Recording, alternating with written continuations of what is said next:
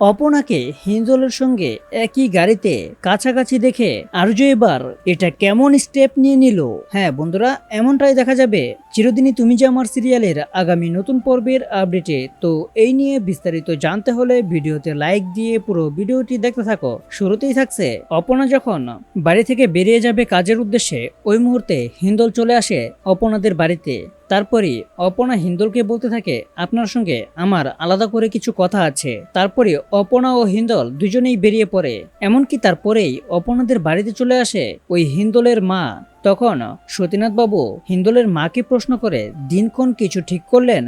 তখন হিন্দলের মা উত্তরে বলেন, আগামী ৩-৪ দিনের মধ্যেই বিয়েটা সেরে ফেলা যায় না? আর এই কথা শুনে অপনার মা বাবা অবাক হয়ে যায়। তারপরই হিন্দল এবং অপনা যখন একই গাড়িতে উঠে কোথাও যাচ্ছে, ওই মুহূর্তে আর্য চলে আসে এবং পিছন থেকে দেখে ফেলে হিন্দল এবং অপনা একই গাড়ি করে একদম কাছাকাছি হয়ে কোথাও যাচ্ছে।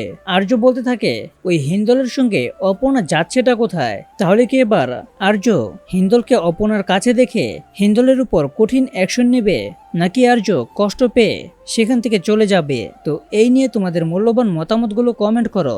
আর এরকম নিত্য নতুন সিরিয়ালের আপডেট পেতে এখনই চ্যানেলটা সাবস্ক্রাইব করো।